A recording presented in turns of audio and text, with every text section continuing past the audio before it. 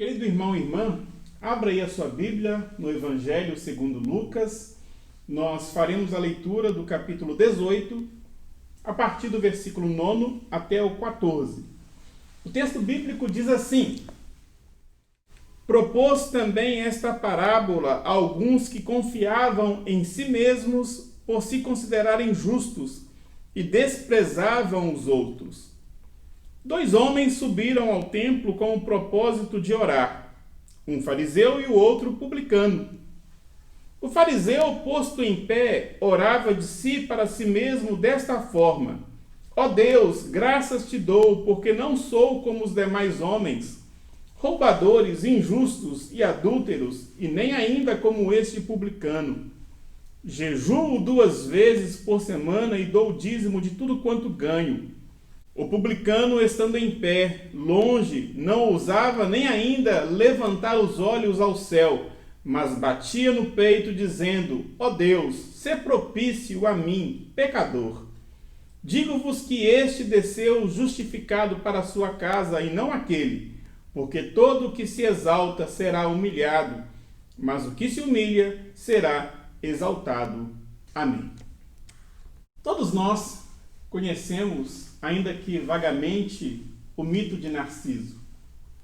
Aquele belo jovem da mitologia grega que não havia até então contemplado o seu próprio rosto, mas numa determinada ocasião viu ali no reflexo da água o seu rosto, o seu belo rosto, e se apaixonou por si mesmo. A sua paixão foi, entretanto, a sua própria ruína. Algumas variantes deste mito vai dizer que Narciso se afogou ao tentar tocar a si próprio, contemplando ali a sua beleza. Outra variante vai dizer que ele ficou ali contemplando-se o resto da vida até que morreu, e naquele lugar nasceu a planta conhecida como Narciso. A autoimagem, irmão e irmã, ela é muito importante. É muito importante que consigamos nos olhar e nos admirar, até para que nós tenhamos uma autoestima mais elevada em um contexto como o nosso, um contexto de estereótipos. Mas é preciso que a análise da nossa autoimagem não fique na superficialidade. É preciso que, para além das aparências, consigamos olhar para dentro de nós e tragamos à tona pontos positivos do nosso ser, mas também a realidade de que existe em nós diversos pontos negativos também. Aqueles que olham para si, mas não rompem a barreira da superficialidade, podem se achar melhores, insubstituíveis, insuperáveis, como o próprio Narciso, que na vida se voltou apenas para si e por isso se deparou com a morte. Quando nós olhamos para dentro de nós mesmos e rompemos a barreira da superficialidade, temos então condições de iniciarmos uma jornada de autoconhecimento que pode provocar mudanças significativas e gerar vida em abundância.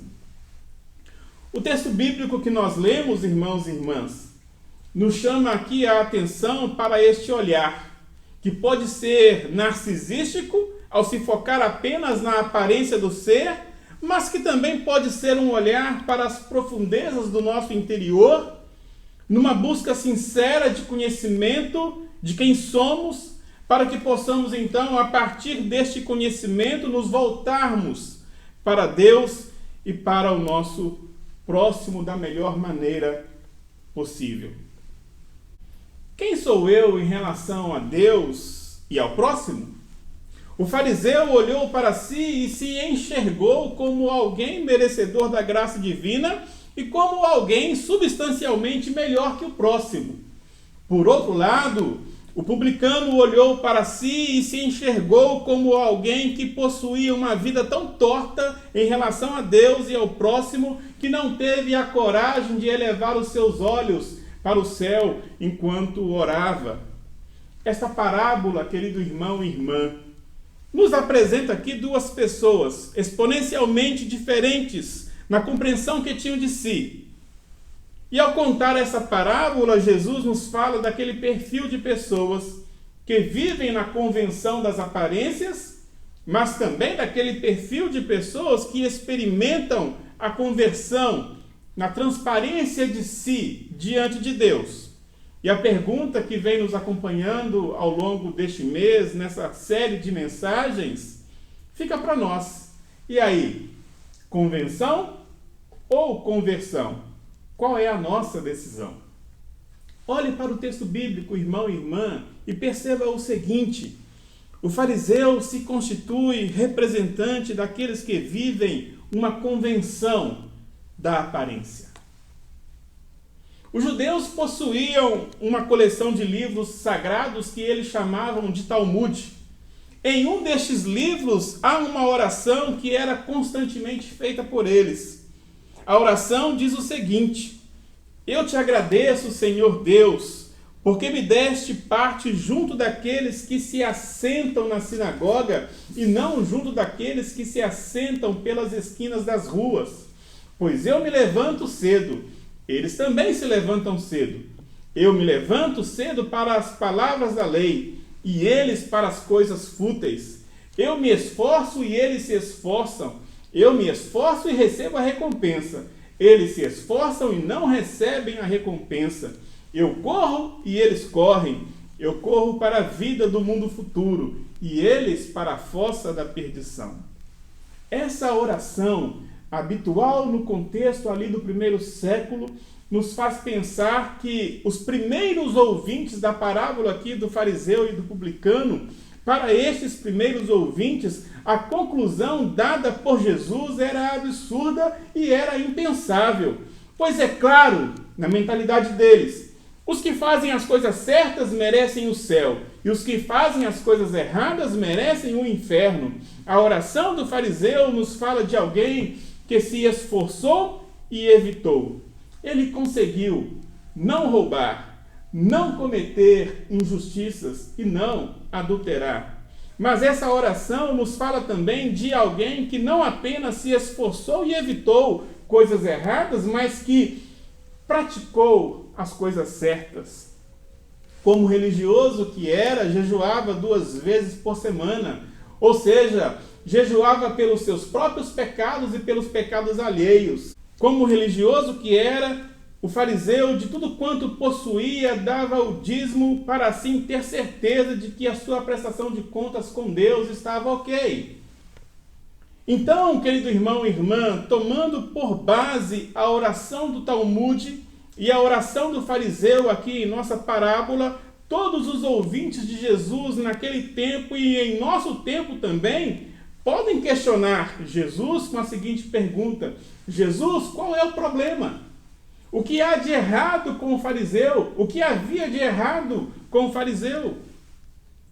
A questão, irmãos e irmãs, é que o problema não estava necessariamente nesta autoimagem do fariseu, mas naquilo que o verso 9, o primeiro versículo do nosso texto, nos revela a respeito daquilo que estava oculto. O fariseu era alguém que confiava em si mesmo e desprezava os outros. Confiava em si mesmo e desprezava as demais pessoas. Na parábola, irmãos e irmãs, para o fariseu, Deus era mero coadjuvante, porque ele próprio, o fariseu, era o ator principal. Na parábola, para o fariseu, o publicano era mero figurante, pois não poderia jamais roubar a cena, pois não possuía as mesmas qualificações que ele. Então, olhando para esta parábola, para este texto, um primeiro ensinamento que podemos extrair é o seguinte: nós devemos fazer o bem, nós devemos viver de maneira correta, mas sempre tendo em mente as motivações corretas, as motivações certas. Devemos viver da maneira mais coerente possível e nos esforçarmos mais e mais para isso, mas não para evidenciar a nossa própria competência diante das coisas, mas em resposta àquilo que Deus é e espera de nós. Isso é conversão. O contrário disso é apenas convenção. Por isso, nós olhamos para o texto e também aprendemos o seguinte: o publicano se constitui representante dos que experimentam a conversão na transparência da vida. Se o fariseu pôde apresentar muitas coisas naquela oração egocêntrica e narcisista, por outro lado, o publicano que acabou de ouvir uma bela oração muito bem formulada, se apresentou diante de Deus com as mãos vazias. Publicano era o título dado ao judeu que trabalhava para o governo romano e que por causa disso enriquecia, fazendo com que o seu próprio povo empobrecesse. Por isso, havia uma grande mágoa por parte dos judeus em relação aos publicanos, e eles, mais que ninguém, e este publicano, mais que ninguém, sabia disso. É sabendo de si que o publicano se apresentou diante de Deus com as mãos vazias. Foi a partir deste olhar interior que buscava compreender o abismo do seu ser, que ele balbuciou ali uma pequena oração que se parece muito com o início do Salmo 51. Deus, ó Deus, sê propício a mim, pecador. Sê propício a mim, pecador, porque enriqueci e levei tantos ao empobrecimento. Sê propício a mim, pecador, porque sei a dimensão da minha dívida para com o meu próximo e não sei como pagar. Sê propício a mim, pecador, porque por meio da minha profissão ofendi não apenas o próximo, mas acima de tudo o Senhor. O publicano se apresentou desnudo diante de Deus.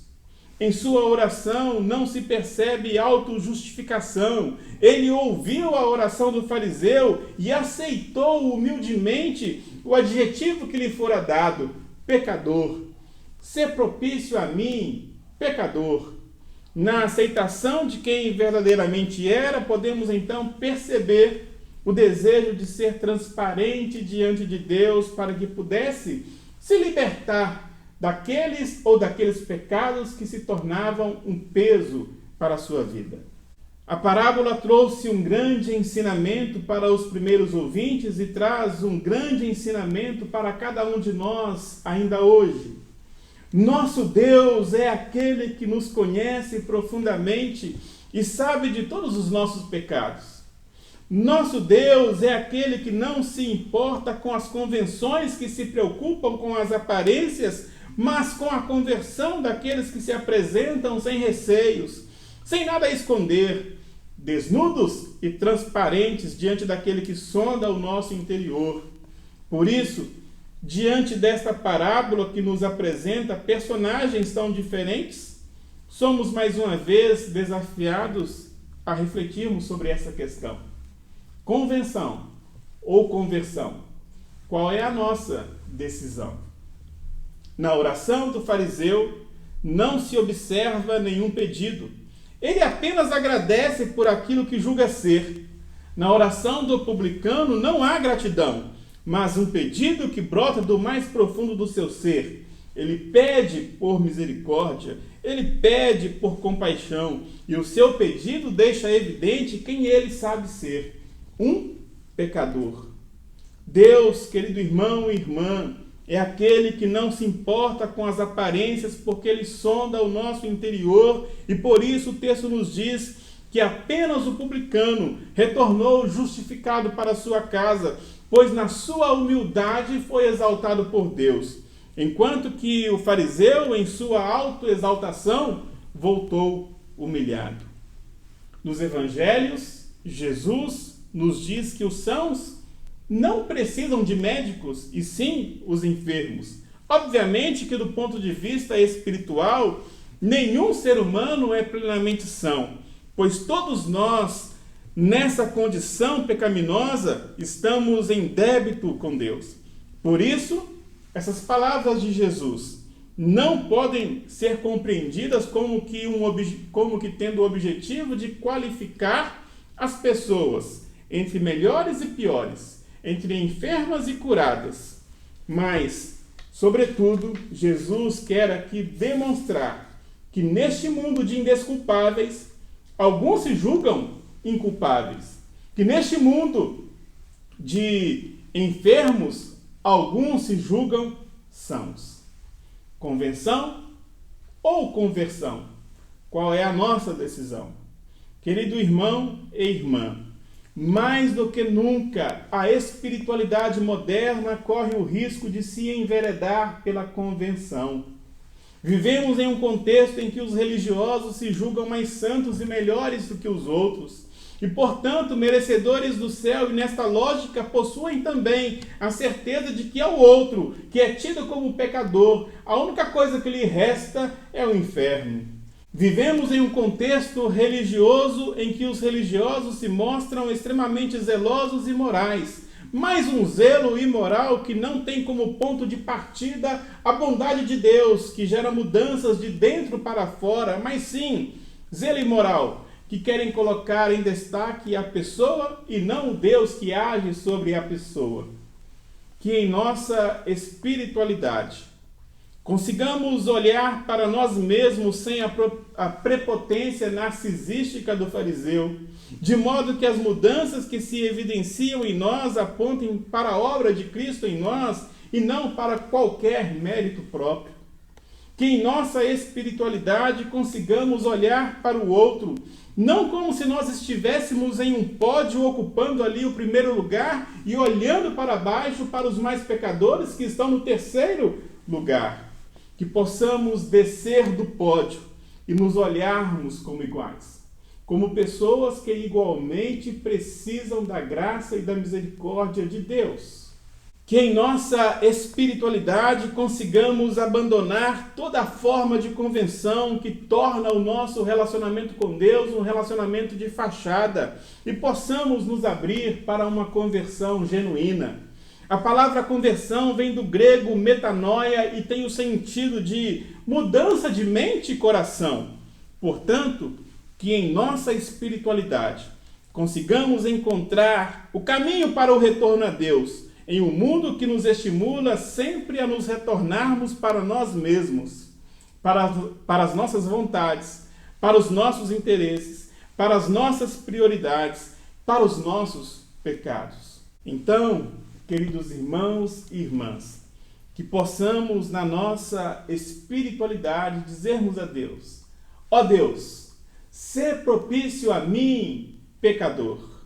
Sê propício a mim, pecador, na certeza de que, justificados por Ele, seremos então constantemente capacitados para vivermos em novidade de vida. Não mais uma religiosidade narcisística que ora de si para si mesmo, que vive da aparência e esconde a essência, mas uma espiritualidade que encontre nos braços de Deus, o nosso Pai, as forças necessárias para recomeçarmos diferentes e fazermos a diferença. Eu quero encerrar, então, com a leitura de uma oração, que poderia ter sido a oração do publicano, mas que foi uma bela oração, orada e registrada por um salmista. Senhor, não é soberbo o meu coração, nem altivo o meu olhar. Não ando à procura de grandes coisas, nem de coisas maravilhosas demais para mim.